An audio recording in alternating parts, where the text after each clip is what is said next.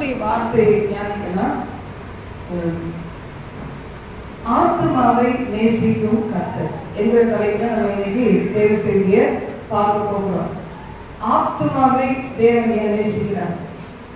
எங்க உலகத்துல எதையும் நேசிப்பாங்க இல்ல, மனுஷர்கள் என்ன செய்வாங்க, ஏதெதுக்கோ யாரையும் நேசிப்பாங்க. பல காரணங்கள் இருக்கும், அனுபவிக்கிறது, நேசிக்கிறது, இதெல்லாம் பல காரணங்கள் இருக்கும். நம்முடைய தேவனாகிய கர்த்தர் நம்ம ஆத்துமாவை ரொம்ப நேசிக்கிறார். ஏன் இப்படி நம்ம ஆத்துமாவை நேசிக்கிறார் அப்படின்னா, அவர் கிரையை செலுத்தி இருக்கிறார். ஒவ்வொரு ஆத்துமாவுக்காகவும் தேவன் கல்வாரி சிலுவையில கிரயம் செலுத்தி இருக்கிறார். கிரயம்னா என்ன அர்த்தம்? நம்ம ஏதாவது ஒரு பொருள் கிரயம் செலுத்தாம ஏதாவது வாங்க முடியுமா? யோசிச்சு பாருங்க. காசு கொடுக்காம எந்த பொருளாவது வாங்க முடியுமா? நம்ம காசு கொடுக்காம ஒரு பொருளும் வாங்கவே முடியாது. அப்போ இன்னைக்கு விலையேற பெற்ற ஆத்துமாக்களா இருக்கிற நம்மள தேவன் என்ன செய்யறாரு? அவருடைய ரத்தத்தை சிந்தி பிதாவாகிய தேவன் என்ன செஞ்சாரு? தன் ஒரே குமாரனை பலியாக ஒப்பு கொடுத்து, இது நம்ம ஏசாயா 53 நம்ம வாசிக்கும் போது பாத்தீங்கன்னா 12ஆம் வசனத்தை நாம் வாசிக்கலாம். அவர் தம்முடைய ஆத்துமாவை மரணத்தில் ஊற்றி அக்கிரமக்காரரில் ஒருவராக எண்ணப்பட்டு அநேகருடைய பாவத்தை தாமே சுமந்து அக்கிரமக்காரருக்காக வேண்டிக் கொண்டது நிமித்தம் அநேகரை அவருக்கு பங்காக கொடுப்பேன், பலவான்களை அவர் நமக்கு கொள்ளையாக பங்கிட்டுக் கொள்வார். என்ன வாசிக்கிறோம்? அவர் தம் ஆத்துமாவை என்ன செய்தார்? மரணத்தில் ஊற்றினார். ஆத்மாவை மரணத்தில் ஊற்றினார். நம்ம ஆத்மா ஒரு சிம்பிளா நமக்கு புரியுற மாதிரி தான். நம்ம மனசு தாழ்ந்து போனா ஜெபம் பண்ணுவோமா? ஆனா அவர் என்ன செய்தார்? உடம்புலயும் அடி, அவருக்கு மனசுலயும் பாத்தீங்கன்னா வேதனைகள், சரீரத்திலையும் பாடுகள், அது நடுவிலையும் பிதாவின் சித்தத்தை செய்வதற்கு அவர் மனப்பூர்வமாக தன்னை ஒப்பு கொடுத்தார். பாருங்க, நம்ம 10ஆம் வசனத்தில் கூட வாசிப்பது, கர்த்தரோ அவரை நொறுக்குவதற்கு சித்தமாகி, வாசிங்க, அவரை பாடுகளுக்கு உட்படுத்தினார். பிதாவாகிய தேவன் நம்ம மேல வச்ச அன்பு என்னது? பாவிகளாய் இருக்கிற நம்மை பரிசுத்தப்படுத்தி, எந்த ஒரு ரத்தமும், ஆடு ரத்தம், மாடு ரத்தம், கண்டுகுட்டி ரத்தம், ஒரு பறவை ரத்தம் மனுஷனுடைய பாவங்களை போக்க முடியாதனால தன்னுடைய நேச குமாரனை பலியாக கொடுத்து அந்த இரத்தத்தின் மூலமாக நம்முடைய பாவங்களை கழுவி பரிசுத்தப்படுத்தி நம்மை பரலோக ராஜ்யத்துக்கு கொண்டு சேர்க்கணுங்கிறதுக்காக அவர் பாடுகளுக்கு உட்படுத்தினார். அப்போ அவருடைய ஆத்மா தன்னை குற்ற நிவாரண பலியாக ஒப்பு கொடுக்கும் போது ஆண்டவர் என்ன செய்யறாரு? குற்ற நிவாரண பலி. முன்னாடிலாம் குற்றத்தை நிவாரணம் பண்ணணும்னா ஒரு பரிகாரம் தான் என்ன செய்வாங்க, அவங்க அந்த நாள்ல இருக்கிறது போல மிருகத்தையோ ஒரு பறவையோ பலியிடுவாங்க. ஆனா அவைகள்லாம் குற்றம் நிறைந்தது. ஆனா ஆண்டவராகிய கர்த்தர் பாருங்க, பரிசுத்தம் நிறைந்தவர். அவருக்கு எள்ளளவு கூட குற்றமே கிடையாது. அவருக்கு கண்டுபிடிக்கவே முடியாது. அப்போ அவர் குற்ற நிவாரண பலியாக தன்னையே ஒப்பு கொடுக்கும் போது அவர் தமது சந்ததியை கண்டு நீடித்த நாளாய் இருப்பார். பாருங்க, இன்னைக்கு வரைக்கும் ஒரு சந்ததி என்ன செய்து இருந்துட்டே இருக்கு. தேவன் அவருடைய குடும்பத்துல கர்த்தராகிய இயேசு கிறிஸ்து மூலமாக நம்மளை எல்லாம் சேர்த்து கொண்டே வருகிறார். அப்ப சந்ததி இந்த பாடுபடுறதுக்கு ஒரு நோக்கம் இருக்குது. என்ன செய்வாங்க? பாவிகள் எல்லாரும் மனம் திரும்புவாங்க, சாபத்தில் உள்ளவங்க விடுதலையை பெறுவாங்க, ஆசீர்வதிக்கப்படுவாங்க, இந்த உலகத்துல பரிசுத்த சந்ததி ஒன்று தோன்றும் அப்படின்னா பாத்தீங்கன்னா இதையெல்லாம் நினைத்து 11ஆம் வசனம் சொல்றது போல தம் ஆத்தும வருத்தத்தின் பலனை கண்டு திருப்தி ஆவார். என் தாசனாகிய நீதிபரர் தம்மை பற்றும் அறிவினால் அநேகரை நீதிமான்களாக்குவார், அவருடைய அக்கிரமங்களை தாமே சுமந்து கொள்ளுவார். இன்னைக்கு நமக்காக பாத்தீங்கன்னா ஆண்டவர் என்ன செய்யலாம்? ஆத்தும வருத்தத்துக்கு ஒரு பலன் இருக்குது. கண்ணீரோடு விதைக்கிறவர்கள் கம்பீரத்தோடு அறுப்பார்கள். அள்ளி தூவும் விதையை சுமந்து கொண்டு போகிறான், அழுது கொண்டு போகிறான். ஆனாலும் தான் அறுத்த அடிகளை சுமந்து கொண்டு கம்பீரமாய் வருவான். இன்னைக்கு நமக்கு ஒரு நம்பிக்கை, நமக்கு ஒரு சந்தோஷத்தை கொடுக்கிறது என்ன தெரியுமா? தேவரே என்னை சிறுமைப்படுத்தின நாட்களுக்கும் துன்பத்தை கண்ட காலங்களுக்கும் என்னை சமமாய் மகிழ்ச்சியாக்குவார். அந்த சாயங்காலத்திலே அழுகை தங்கும், விடியற் காலத்திலே கழிப்பு உண்டாகும். இதுதான் நமக்கு நம்பிக்கை ஒரு உண்டாக்குறது. நம்ம சந்தோஷமா இருக்கிறோம். இந்த உலகத்துல வாழ்கிற இக்காலத்திலே நாங்கள் அனுபவிக்கிற துன்பங்கள் இனி வரும் மகிழ்ச்சிக்கு ஒப்பிடத்தக்கவைகள் அல்ல. இதுதான் நம்மளை சந்தோஷப்படுத்துகிறது. தேவன் நமக்காக ஏற்படுத்த தம்பில் அன்பு பொருளுக்காக ஆயத்த பண்ணினவைகளை எந்த கண்களும் கண்டதில்லை, எந்த காது கேட்டதும் இல்லை, செவியால் உணர்ந்ததும் இல்லை. அப்ப இதுதான் நம்மளை சந்தோஷப்படுத்துகிறது. அதே மாதிரி சிலுவையில் அறையுண்டு ஆண்டவராக இயேசு கிறிஸ்து என்ன செய்தாரு? தமது சந்ததியை கண்டு, என் சந்ததி இப்படிதான் வரப்போகுது, என் சந்ததி பிசாசு இப்படி வந்து விடுதலையாக்கப்படுது, என்னுடைய பிள்ளைகள் அவர்கள் என் பிள்ளைகளாக மாறப் போகிறாங்க, சிதேர்ந்திருக்கிறவருடைய பாவக்கரைகள் கழுவப்பட போகுது, பிசாசுக்கு நியமிக்கப்பட்ட அந்த நரகத்துல என் பிள்ளைகள் விடுதலையாக்கப்படுவாங்க, அங்க போய் தள்ளப்பட முடியாது, என் ரத்தத்தையே சிந்தி இருக்கிறேன். 11-12 வசனம் சொல்லுது, தம்முடைய ஆத்மாவை மரணத்தில் ஊற்றி அக்கிரமக்காரில் ஒருவராக எண்ணப்பட்டாராம். அக்கிரமக்காரர்களுக்கு என்ன தண்டனையோ அந்த தண்டனை ஆண்டவராகிய இயேசு ஏற்றுக்கொண்டார், அவருக்கு கொடுக்கப்பட்டது.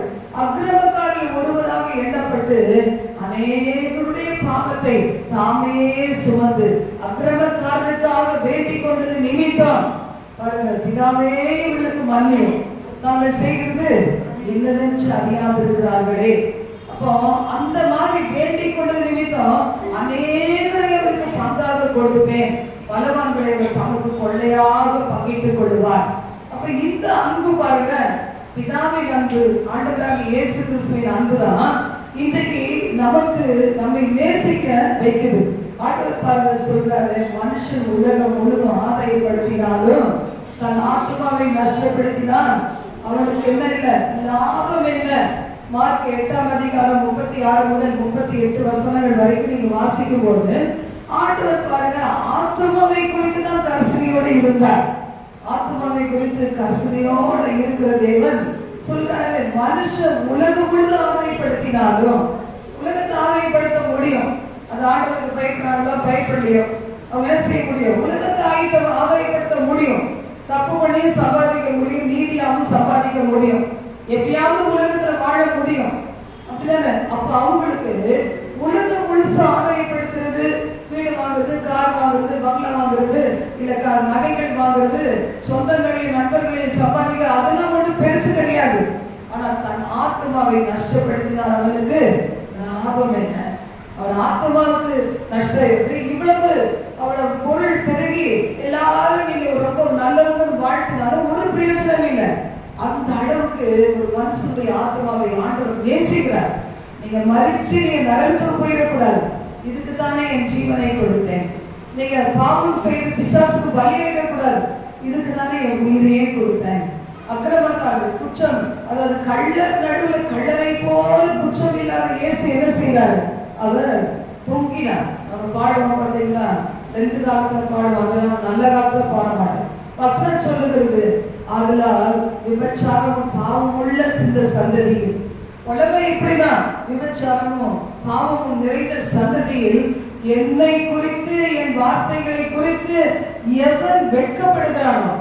நிறைய பேர் கிறிஸ்டியன் சொல்றதுக்கு ஒரு வெட்கம், ஆவியானவரை பெற்றேன் சொல்றதுக்கு வெட்கம், அபிஷேகம் பண்ணப்பட்டிருக்கிறேன், அந்நிய பாஷைகளை பேசுவேன், தேவனுக்கு ஊழியம் செய்கிறேன், கர்த்தருடைய ஊழியத்துல இந்த பங்கை செய்கிறேன்னு சொல்றதுக்கு ஒரு வெட்கம்.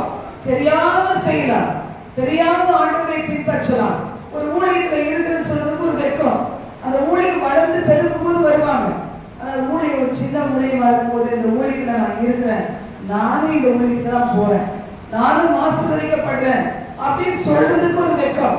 ஆண்டவர் சொல்றார், இப்படி நீ மனுஷனுக்கு முன்னாடி என்னை குறித்து என் வார்த்தைகளை குறித்து நீ வெட்கப்பட்டனா, வாசிப்போம்,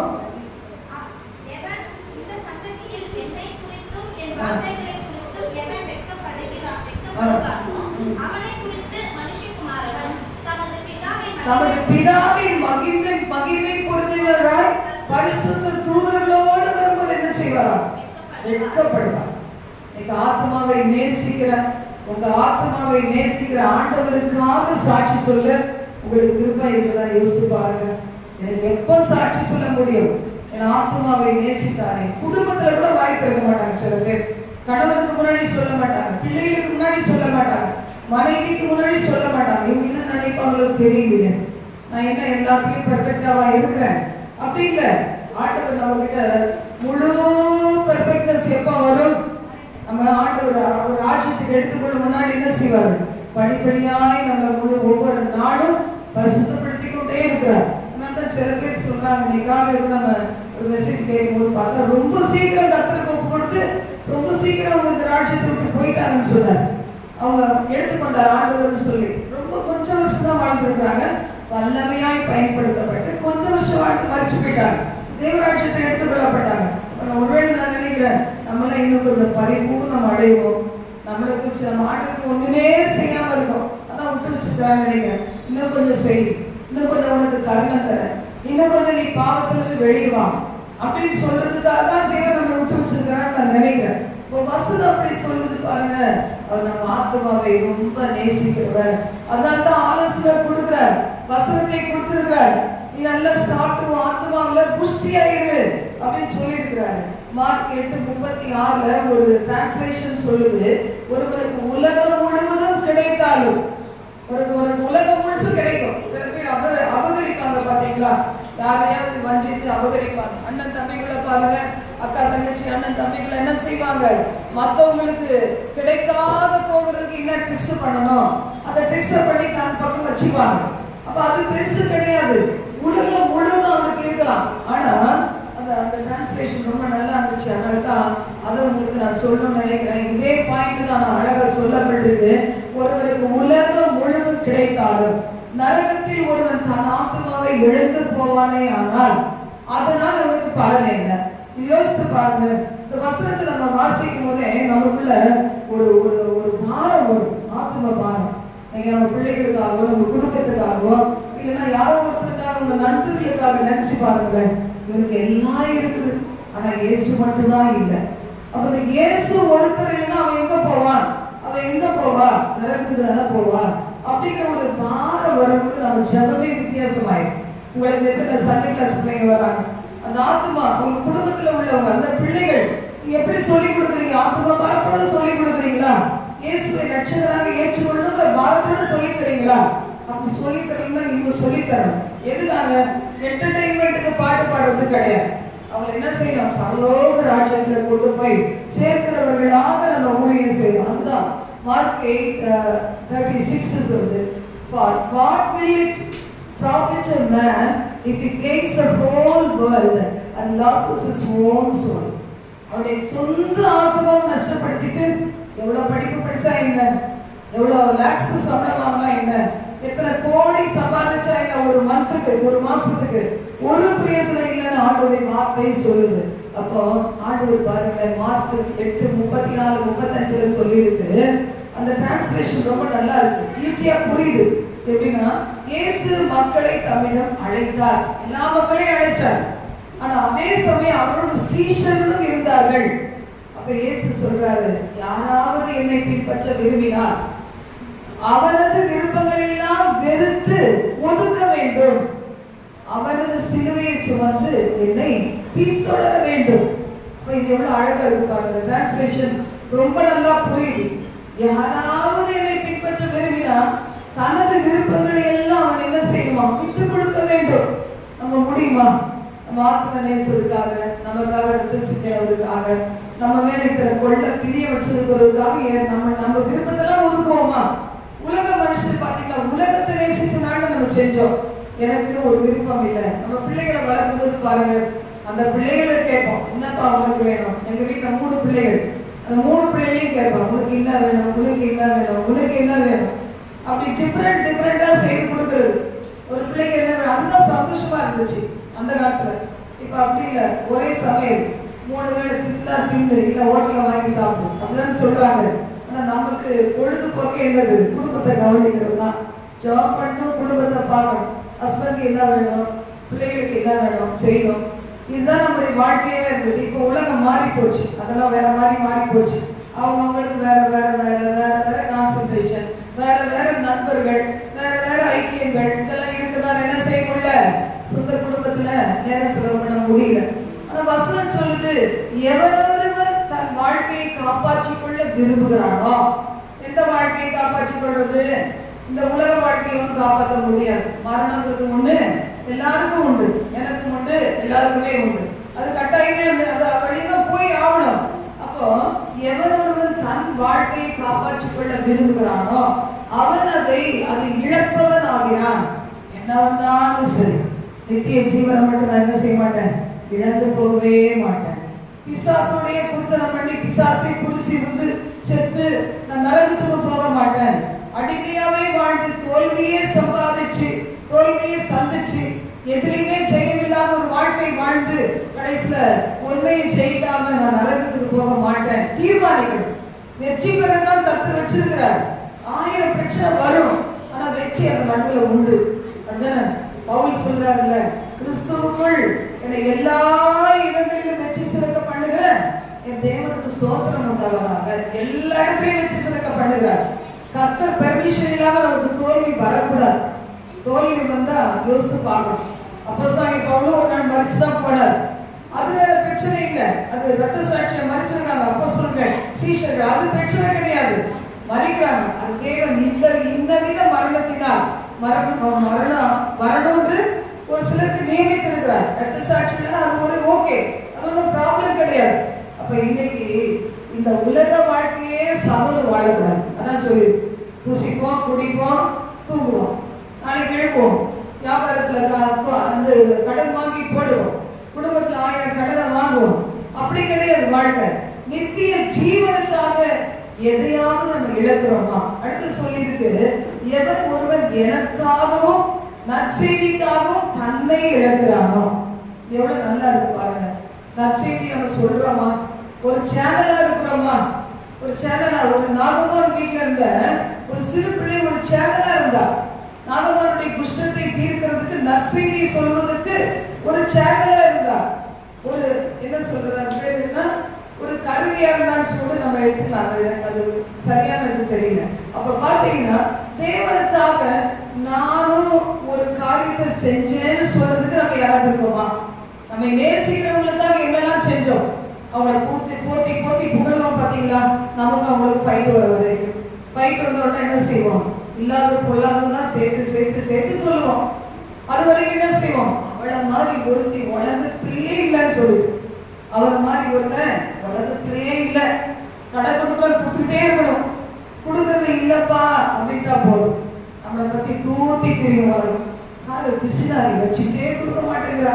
பைபிள் என்ன சொல்லியிருக்கு, கைமா இருக்கிறதா கொடுன்னு சொல்லியிருக்கு. இவன் வச்சுக்கிட்டே கொடுக்காம இருக்க, இவெல்லாம் பரலோகம் போவாடா அப்படிதான் பேசுவாங்க பாத்தீங்களா. ஆனா கடன் தான் என்ன செய்யுது, அன்பை முடிச்சிருப்பாங்க. கடன் வாங்கினவங்க கொடுக்கவும் மாட்டாங்க. சரி கொடுத்தாட்டா கூட பரவாயில்லன்னு நம்ம நினைச்சுக்கலாம், பேச மாட்டாங்க. பார்த்துட்டீங்களா, பேசவும் மாட்டாங்க, நம்ம மூச்சுக்கு முடிக்கவும் மாட்டாங்க, சபைக்கும் வர மாட்டாங்க, ஓடே போயிடுவாங்க. நம்ம பேரை கேட்டாலே அலறுவாங்க. அதுதான் ரொம்ப வருத்தம், அதுதான் இருதயத்தை உடைக்கும், அதான் கஷ்டம். அப்போ வசனம் சொல்லுது, யாத்திராகம் 23:25 சொல்லுகிறது பாருங்க, உங்கள் தேவனாகிய கர்த்தரையே சேவிக்க கடவீர்கள்.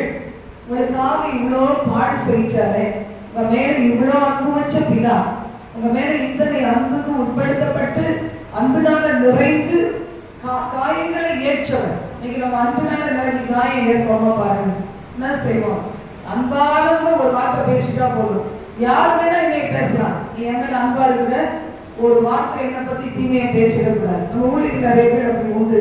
நம்ம ஏதாவது அட்வைஸ் பண்ணா, முன்னாடி இருந்தாங்க அவங்கள பத்தி பேசலாம், இப்போ உள்ளவங்க பேசுவாங்க.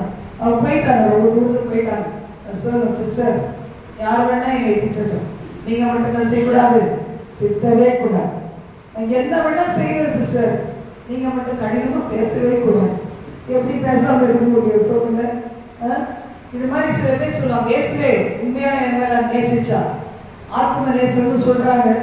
நீங்க ஆத்மாவை நேசிச்சு என் மேல அன்பு வச்சா ஒரு வார்த்தை சொல்லாதீங்க, நான் டிவி சினிமா பார்க்க தான் செய்வேன்.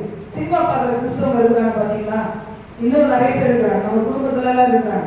அவங்கெல்லாம் நம்மளை பார்த்து அழுகுறாங்க, எதுக்கு இது ஏட்டா வந்துச்சோ தெரியல, நம்மளால சினிமா பார்க்க முடியாது, நீங்க போட்டு தள்ளிடுவோம் அப்படின்னு போனோன்னு சொல்லுவாங்க. எங்க வீட்டுல வழக்கம் என்ன, சினிமா பார்க்குற வழக்கம்.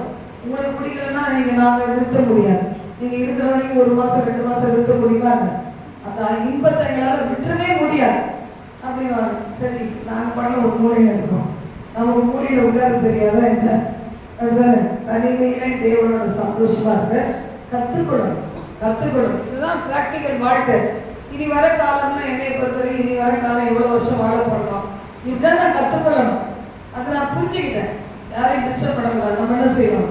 கற்றுக்கொள்ளணும். தனியாக தானே போகிறோம் பரலோகத்துக்கு, தனியாக தானே வந்தோம். பிறக்கும்போது தெரியுமா ஐயோ இந்த உலகம் எப்படி இருக்குமோ அதெல்லாம் தெரியாது. ஏதோ பிறந்தோம், யாரோ கையில் எடுத்தாங்க, ஒருத்தர் கொஞ்சினாங்க, ஒருத்தர் தூக்கி தூரம் போட்டாங்க, ஏதோ வளர்ந்துட்டோம், இவ்வளோ நாள் வாழ்ந்துட்டோம். ஒரு நாள் போக போகிறது தனியாக தான் போகிறோம். என்னதான் சொந்தம் என்னதான் பந்தம் இருந்தாலும் நான் போவேன். நம்ம கூட யாராவது வருவாங்களா? யாரும் வர மாட்டாங்க.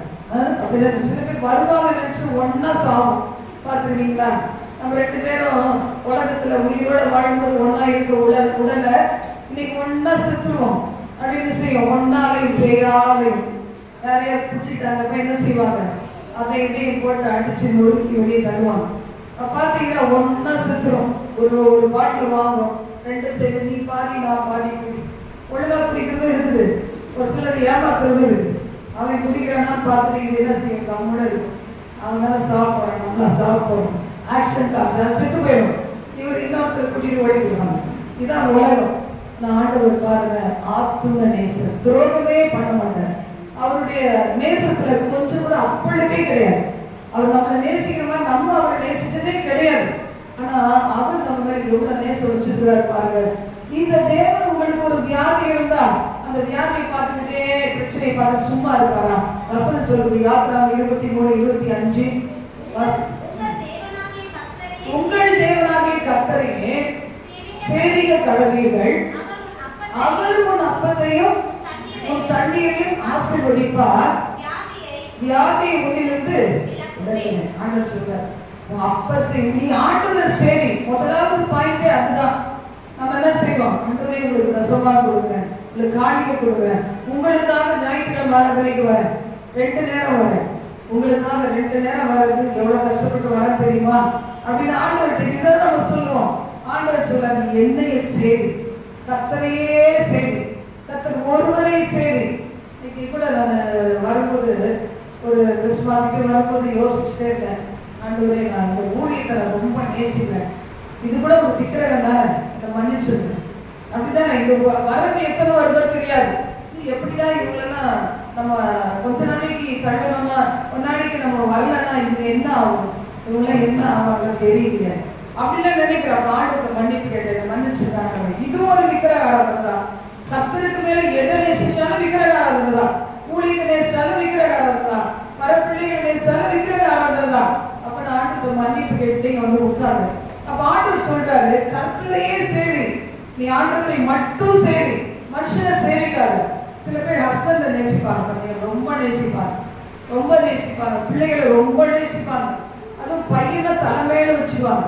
பொம்பளை பிள்ளைய இன்னொரு வீட்டுக்கு போவேன் ஜாக்கிரதை, அப்படியே நானும் அப்படிதான் வளர்ந்தேன்.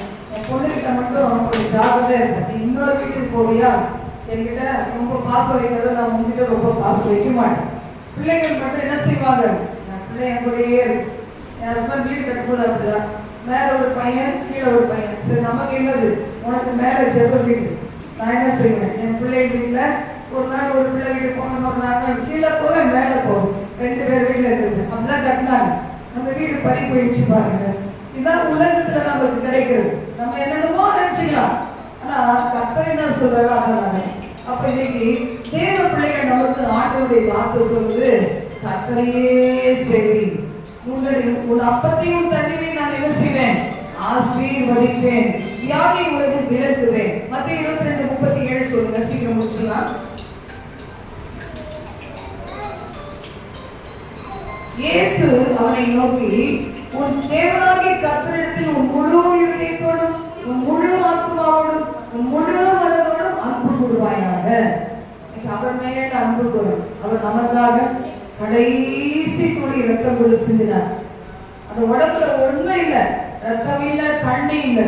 அப்படிதான். அப்போ ஆண்டவரிடத்துல எப்படி அன்பு கூற வேண்டும், 100க்கு 100% அன்பு கூறும். அப்படி நம்ம அவர் மேல அன்பு கூப்பிட்டோம்னா மற்றவங்களெல்லாம் எவ்வளவு நேசிக்கணும் எவ்வளவு நேசிக்கூடாதுன்னு தெரியும். எது நம்ம லிமிட்டுன்னு தெரியும். இந்த லிமிட்டுக்கு மேல இவங்ககிட்ட வச்சுக்கூடாதுன்னு தெரியும். அதுக்கு முன்னாடி தெரியாது. ஆண்டவரை நேசிக்காம இருக்கும்போது மடத்தனமா உலகத்தை நேசிக்கிறது, நம்மகிட்ட பேசுறவங்களெல்லாம் நம்புறது, உலகமும் உண்மையாகவும் நம்புறது, எதை வேணா கொடுக்கறது. அவங்க நம்ம அன்பை ஏற்றுக்க மாட்டாங்க, நம்ம கொடுத்தது கூட ஏற்றுக்க மாட்டாங்க. சமீபத்தில் பார்த்தீங்கன்னா சில வருஷத்துக்கு 2 வருஷம் கூட நினைக்கிறேன், தெரியல சரியா தெரியல. ஒரு மகனுக்காக நான் என்ன செய்தேன், நல்ல ஒரு ஷர்ட் வாங்கிட்டு அவரை கொடுக்கலாம் அப்படின்னு சொல்லி ரெடி பண்ணிட்டு, ஒரு அன்புக்கு தான், நமக்கு ஒரு உதவி செஞ்சா நம்ம அவங்களுக்கு ஏதாவது ஒரு செய்வோம் பார்த்தீங்களா, அப்படி நான் வாங்கிட்டு ஃபோன் அடிச்சா என் மகன் அந்த பேண்டே போட மாட்டான். இல்லை வீட்டுக்குள்ளேயே போட மாட்டான். சொல்லுங்களேன், வீட்டுக்கு போட மாட்டானா, இல்லை ஒரு கார் ட்ரைவ் பண்ண போட மாட்டானா, ஒரு கடைக்கு போனால் போட மாட்டானா.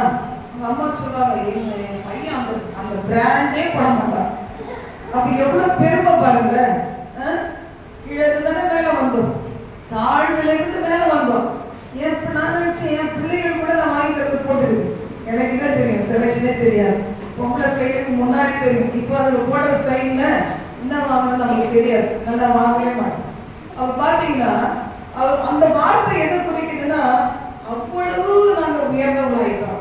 இப்போ நாங்கள் இந்த ஒரு சாதாரணத்தை கூட எங்களுக்கெல்லாம் அப்படிலாம் நாங்கள் லெவலே வேறு. அப்போ ஆண்டவருக்கு பாருங்க எவ்வளவு துக்கம் இருக்கு. இன்னைக்கு நிறைய பேர் அப்படிதான் நம்ம செய்யறோம். கர்த்தர்கிட்ட எப்படி வைக்கிறோம், அந்த அன்பு வித்தியாசமாயிடும்.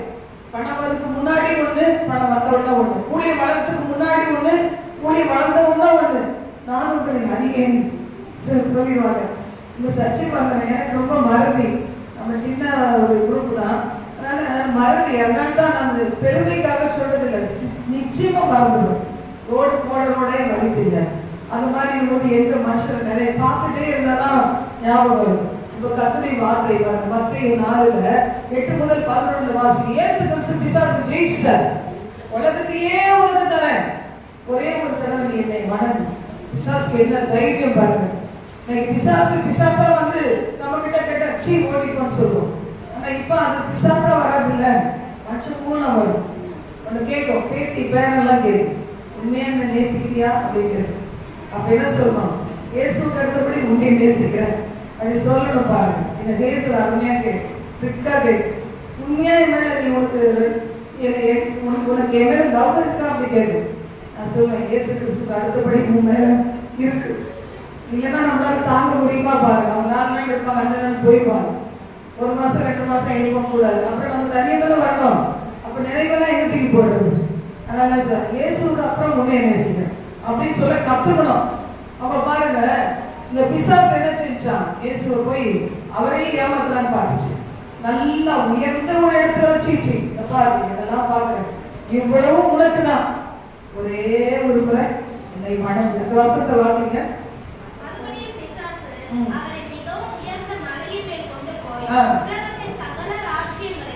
எங்க இருந்து பார்த்தா எல்லாம் தெரியும்.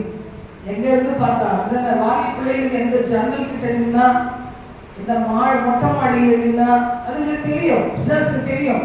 இங்க கூட்டிட்டு வந்து அடிச்சிடலாம் அப்படின்னு தெரியும். அப்படி போகும்போது என்ன செய்யணும், ஜாக்கிரதையா இருக்கணும். இயேசுவோடயே போகணும். முன்னாடினா அப்படி இயேசு இல்லாத தனிமெல்லாம் ரொம்ப பிடிக்கும், சின்னதுலேருந்தே பிடிக்கும். மௌன மடத்துல போய் ஆசைக்காரங்க வச்சிருப்பாங்கல்ல சிஸ்டர்ஸ்லாம், அவங்க சொல்லுவாங்க, அந்த மாதிரி நீங்க ஒன்றும் செய்ய வேண்டாம், ஒரு கொலை மாதிரி இருப்பாங்க, வெளியே உட்காந்து பார்க்க போல. எனக்கு அப்போ தெரிஞ்சதுலாம் என்னைய உட்காந்து வச்சதான் தெரியும். இங்கே உட்காந்து காலையிலேருந்து சாயந்தரம் வரைக்கும் உட்கார்ந்து இருந்தீங்கன்னா நீ போகும்போது உனக்கு என்ன தருவாங்க. அப்பெல்லாம் பால் என்ன சொல்லுவாங்க, பால் பவுடர், பால் பவுடர், அந்த பால் பவுடர், வாதுமை பழம், வாதுமை கொடுப்பேன், நிறைய வாதுமை பழம், இன்னும் நிறைய கொடுப்பாங்க, மறந்துட்டேன் நான். இதெல்லாம் தரேன். எனக்கு தரது பெருசு இல்லை, அது உட்கார்ந்தா ரொம்ப சந்தோஷமா இருக்கும். யாரும் இருக்க மாட்டாங்க, பயப்படவே மாட்டேன். அப்பெல்லாம் அப்படியே உட்காந்து கம்பெனி இருப்பேன். பின்னாடி இருக்கா யாரு, முன்னாடி இருக்கா யாரு, ஒன்றும் தெரியாது. வெற்றி எடுத்தா உட்காந்துருக்கணும். உட்காந்துட்டு ரொம்ப நல்லா கிளியாண்டு வருவேன். சமாதானம், நிம்மதி தெரியும், ஒரு அமைதி தெரியும். என்னமோ வளர்ந்த மனுஷன்கிட்ட அது என்னன்னே தெரியல, ஆனால் நிம்மதி இருக்காத ரொம்ப பிடிக்கும். அப்படி போய் உட்காந்து அவங்களுக்கு என்னை ரொம்ப பிடிச்சி போச்சு. என்னடா இது, இவன் வந்துடுவா போல நம்ம கிட்ட அப்படின்னு நினைச்சாங்க. போக முடியல, நானும் ட்ரை பண்ணி பார்த்தேன். தைரியம் இல்லை, வீட்டை விட்டு வெளியே வர்றதுக்கு தைரியம் இல்லை. பார்த்தீங்கன்னா அந்த அளவுக்கு அந்த மாதிரி. அப்போ ஆண்டவர்கிட்ட எல்லாத்தையும் காமிக்க பிசாசு, இங்க இருந்தா நீ எல்லாத்தையும் பார்க்கல, இவ்வளவு நான் உனக்கு தரேன், ஒரே ஒரு முறை என்னை வணங்கு. இயேசு என்ன சொன்னாரு,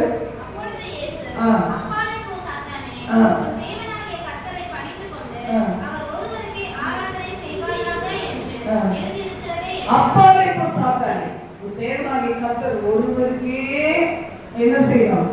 பணிந்து கொண்டு அவர் ஒருவரையே சேவிப்பாயாகும். அப்ப பாத்தீங்களா, நம்ம எவ்வளவு தூரம் இயேசுக்காக வைராக்கியமா இருக்கணும். உலகத்துல எல்லாரும் போவோம், எதுவுமே நிரந்தரம் கிடையாது. எந்த மனுஷனுடைய அன்பு நிரந்தரம் கிடையாது.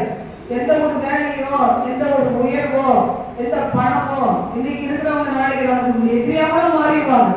நம்ம அவங்க ரொம்ப நம்ப ஆரம்பிப்போம், நம்ம காரியம் எல்லாம் அவங்க கிட்ட சொல்லுவோம்.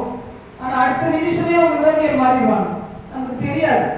அப்போ பாருங்க, ஆண்டவர் சொல்றாரு, ஆத்தும நேசர், என் அன்பு உங்களுக்கு புரியுதா அப்படின்னு கேட்கிறாரு. எத்தனை பேர் புரிஞ்சுக்கிறதுக்கு இனியாவது ட்ரை பண்ணுங்க.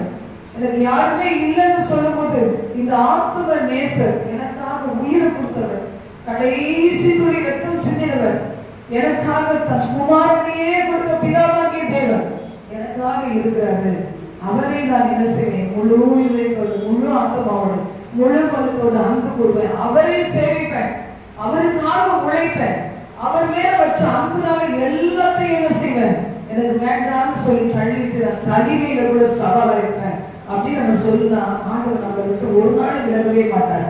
இந்த உலகத்தின் ஓட்டத்தை முடிச்சு தேவனுடைய ராஜ்யத்துக்கு போகிற வரைக்கும் ஒரு நாள் நம்ம அவரை கைவிடவே மாட்டார்.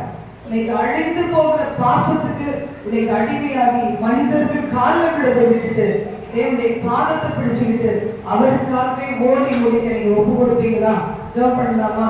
எங்கள் பரலோக தேவனே, இந்த சத்தம் கேட்ட நாங்கள் எல்லாரும் எங்களை அர்ப்பணிக்கிறோம். ஆண்டவரே, ஒரு விசையா என் ஜீவனை இன்னும் இருக்கிற சில நாட்களா இருக்கலாம், சில மாதமா இருக்கலாம், விட சில வருஷமா இருக்கலாம், சில நொடிக்குள்ளதா கூட இருக்கலாம், தெரியாது. ஒப்பு கொடுத்து செபிக்கிறப்பா, உங்களுக்காகவே வாழ்ந்து முடிக்கும் வரைக்கும் என் ஆத்தும நேசருக்காக என் இருதயத்தை உமக்கு முற்றிலுமாய் பறி கொடுத்து வாழ்கிறேன். அந்த வாழ்க்கைக்குள்ளாக என்னை நடத்துகிறார்கள்.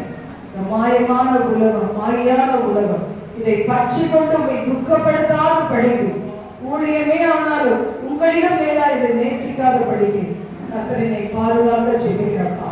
என் நாமத்தை மகிமைப்படுத்துவீரா. உண்மை குறித்து சாட்சி சொல்லி பிதாவின் முன்பாக இருந்தேன் மகிமைப்படுத்துகிற அந்த நாளை நினைத்து ஓட எனக்கும் எங்களுக்கும் கிருபைத்தார், ஒவ்வொருவருக்கும் கிருபைத்தார். எங்களை பாதுகாத்துக் கொள்ளும் சாட்சியாக இருக்கும் ஆசீர்வதியம் இயேசுவின் மூலம் பிதாவே. ஆமென், ஆமென். நாத்துமாவே கர்த்தரை ஸ்தோத்திரி, என் முழுவதுமே என் பரிசுத்தத்தை ஸ்தோத்திரி. நாத்துமாவே கர்த்தரை ஸ்தோத்திரி, கர்த்தர் சாலமாக வாழ்வார்கள். Amen, amen. Praise God.